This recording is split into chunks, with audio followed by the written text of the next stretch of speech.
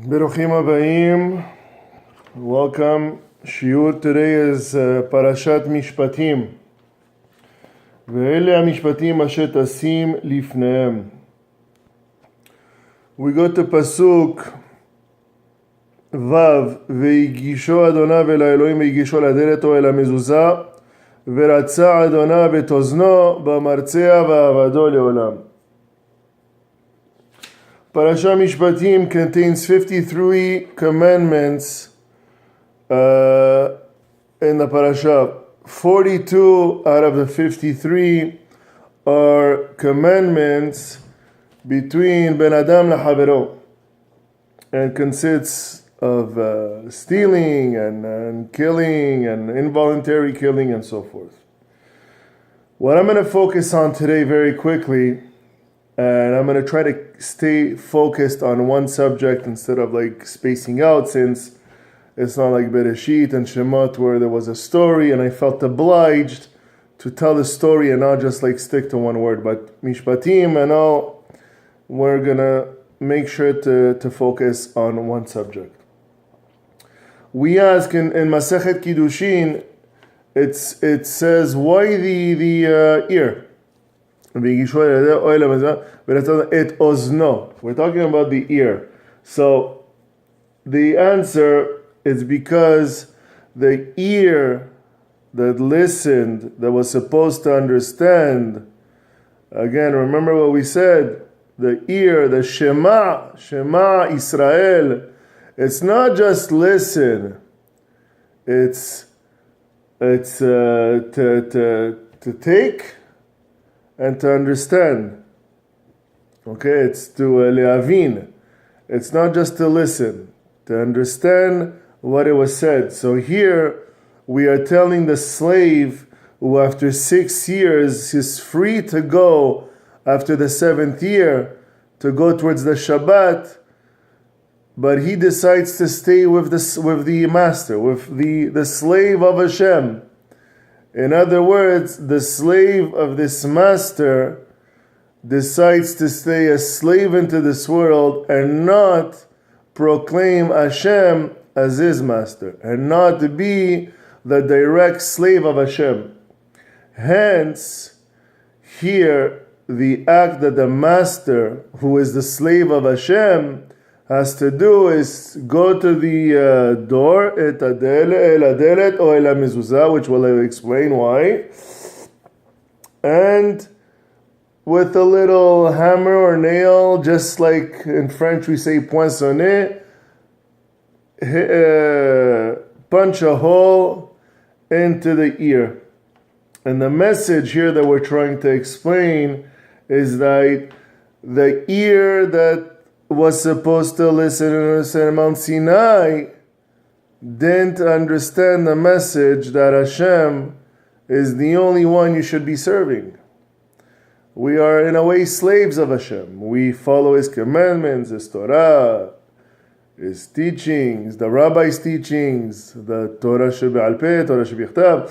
So we are indeed, even though we're the sons of Hashem, we're Bnei Israel, we got married to the Torah, we are in a way slaves to Hashem.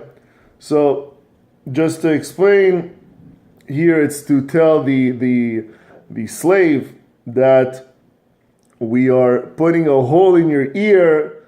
This is to teach you, to let you know that you did not understand the message in Mount Sinai. You did not understand the message when Hashem said that I am God, I am one, I am the God that took you out of Egypt, but you decide to stay with your master and not take your liberty after 7 years. After that, then it's Yovel. After the 50th year, he could go. Now we explain El Adelet or El Hamezuzah. Why Delet? And why does the Pshat, why does the Torah add O El Hamezuzah? So first of all, the Delet. The Delet is very simple. It's a door. It's a gateway. Hashem gave you that way, gave you that gateway, gave you that entrance towards real avodah, which is avodat Hashem, or we could see it the other way. Hashem gave you the exit to leave the avdut v'cherut of this world, to come to Shabbat, the seventh day, the seventh year of Shabbat. So again, we're showing the slave that look at the door. The door is wide open for you, my friend. You could leave. You could become, again, a free man. It's funny how it's an oxymoron. You're becoming a free man by being a slave of Hashem and not a slave of a slave. So here we go. We put the delet to show that Hashem is showing you what you're missing. Also, delet, if we take the letters of delet, it's the letter dalet, which we say in Ehad. Shema Yisrael Adonai Adonai Ehad. We proclaim the unity of Hashem. We proclaim that Hashem is one, Hashem is our God, and Hashem is the God of the universe. It's the gateway to Shara Adonai. It's the proclamation that we do every day, V'agita bo yomam alayla, morning and night, that Hashem is echad, like the delet. And again, so we're telling him that by staying a slave, by not taking that door, that gateway to freedom, you are reneging the echad of Hashem. O ela mezuzah. What is this mezuzah? Mezuzah is Gematria 65, which is Adonai 65. The same way for Dalet, for the Dalet, the mezuzah is here also to show us, to explain to us that this Eved Ivri, decided to choose another master, who this master is in return a slave of the real master, which is Hashem. So he decided to submit himself. Instead of submitting himself to Adonai, which is Gematria 65, we take him, put his ear, who was supposed to listen, lekabel veleavin, who was supposed to understand in Ar Sinai that it's Hashem the master and not a slave of the master. So we take that ear, we place it against the door or the mezuzah, and we poke a hole in it to tell him that you missed the boat again. Now, it's very interesting. Eved, where was the first time, where is the root of Eved? Where was the first time that we hear in the Torah, that we read in the Torah, the word Eved? And that's with Noach. Canaan, his grandson, we know what he did when Noach was all drunk and he was naked. Canaan, he did something, he castrated Noach. And Noach, when he woke up, instead of cursing him and telling you're going to die, he's like, you're going to be a slave. You're going to be a Eved. You're going to work all your life and you're not going to own anything. And here, the connection is that Eved, we say, like, where does this Eved come from? How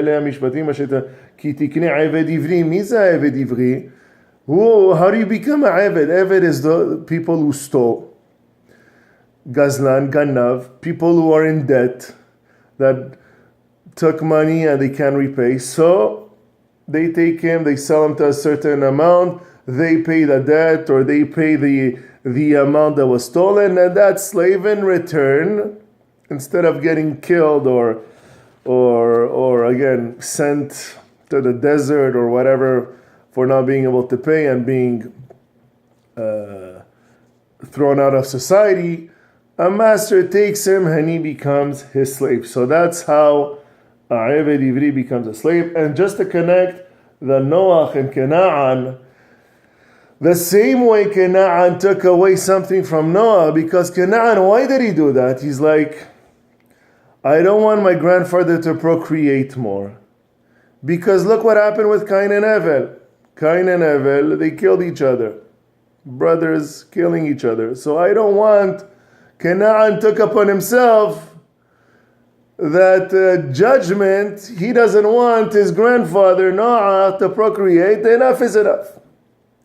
So here we say, everything that Canaan took away from Noah, Noah cursed Canaan, saying that you will be a Abed, you will be a slave.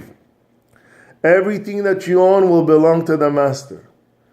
The master, for example, if he gives the wife, if he gives a slave a wife, and she has kids with him, after the 6 years, when the 7th year has to go, the Eved could leave, but not the wife and not the kids. The slave came with nothing, he leaves with nothing. It's the tikkun of this Canaan. It's the connection in Parashat Mishpatim. When somebody covets something, when somebody is jealous, when somebody sees something, have something, and he wants it, and he does everything to take it, and he steals it, the first thing we do, it's not, okay, we're going to give him half, and we're going to, you know what, we're going to work with him, and he's going to pay. No, we take away everything, cold turkey. And that's what Eved Ivri is. Lastly, in this parasha, I want to talk about one of the most popular 2 words in the Torah. Vaikach Sefer HaBerit Vaikra Be'oznei Ha'am. Again, we see the word Ozen. We see the word ear. And I'll speak about the ear in the Zohar, Tom 3, page 108b. I continue. Vaikach Sefer HaBerit Vaikra Be'oznei Ha'am Vayomeru Kol Asher Diber Adonai. What are those 2 words that are the most popular words that every single Jew knows?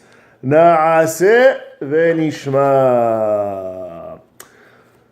In Masechet Shabbat, chapter 88a, it tells us, Vaychatzevu betachtitar. We don't even have to go to Gemara. We read it in the parasha. It says that Hashem lifted the mountain on top of the Hebrews, and he said to them, accept the Torah, or this mountain will be your cemetery, or this mountain will be your graveyard. How does one understand Na'aseh v'nishma? Willingly?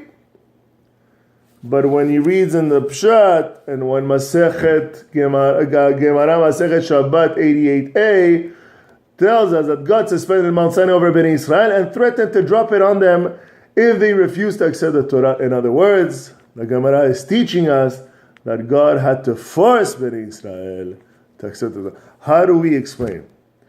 Tosfot, let me see here. Tosfot explains that God had to threaten them because they saw the great, Bnei Israel saw the great fire that raged when Hashem Yitbarach Shemo descended upon the mountain. This frightening spectacle, when they saw that fire coming down, they were afraid. They had a doubt whether to accept, so Hashem had no choice but at that moment to threaten Bnei Israel by lifting that mountain, whether it be figuratively or in reality, the mountain lifted, Bnei Israel had to accept. So Rabbeinu Tam, Rabbi Yaakov ben Meir from France, explains 2 things. There are 2 days, two types of days in our lives. There are two different kinds of stages we go through our lives. Yemei Haor, days of lightness, and Yemei Ahoshach, days of darkness. When the days of when we're in the Yemei Haor, everything's beautiful. Family is nice. The wife wakes up in a good mood. The husband goes to work. The kids go to school. They have great grades. Activities. Shalom Bayit. Business is booming. Money is in the bank. Akol Tov. Pardon me. Akol Tov, we say Baruch Hashem. Yalla, let's do Suda Shlishi at the synagogue. What, somebody needs money? No, let's pay for him. Those are Yemei Or. Na'aseh v'nishma. Very easy, Na'aseh v'nishma. Hashem gives, I do. But then, you have Yemei HaChoshech, the dark days, where business is going down. Your wife is not as happy anymore. Honey, why didn't you throw the garbage? Because I've been trying to make money. Yeah. Why is the house a mess? The kids are not focused in school anymore. What's going on? Health is not going. So those are the days that can lead to depression. And the rabbis, the Chachamim, explain that depression is the greatest sin. So that's what Hashem tried to explain to Bnei Israel, meaning the proclamation of Na'aseh v'nishma was made it's written at the most extreme example of Yemei Or.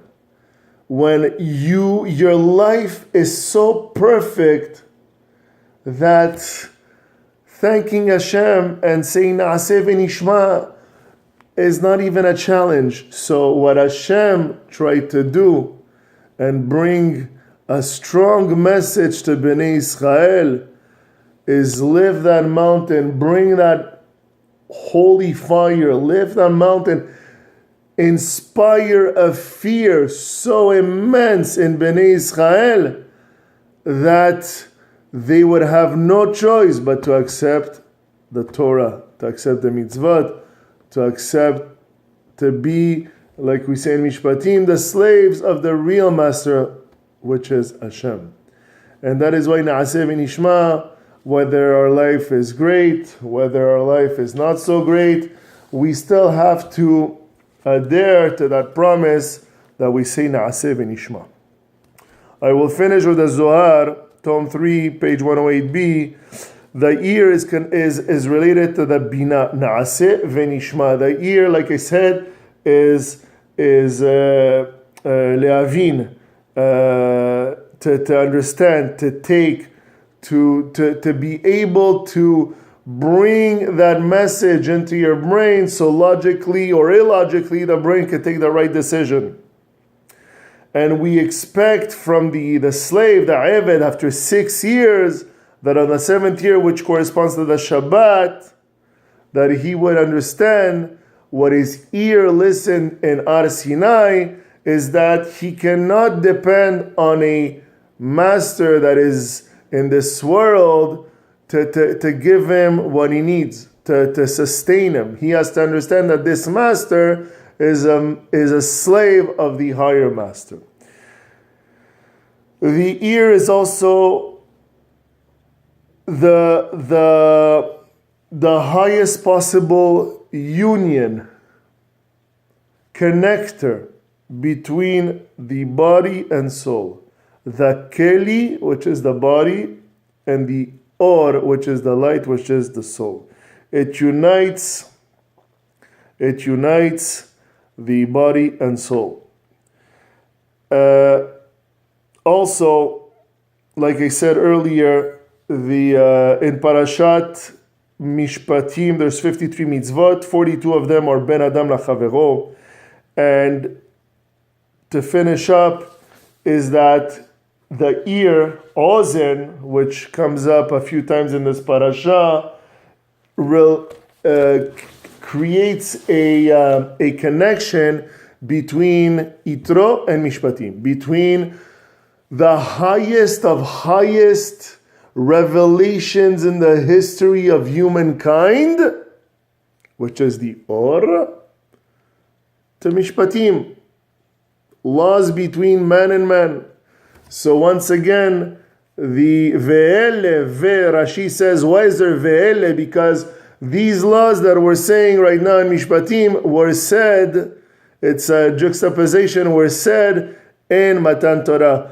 So the ear here, the Ozen, is a networking device, a connection, if we could say, between the Or, which is the light, which is the Neshama, and the guf, which is the keli, which is physical matter.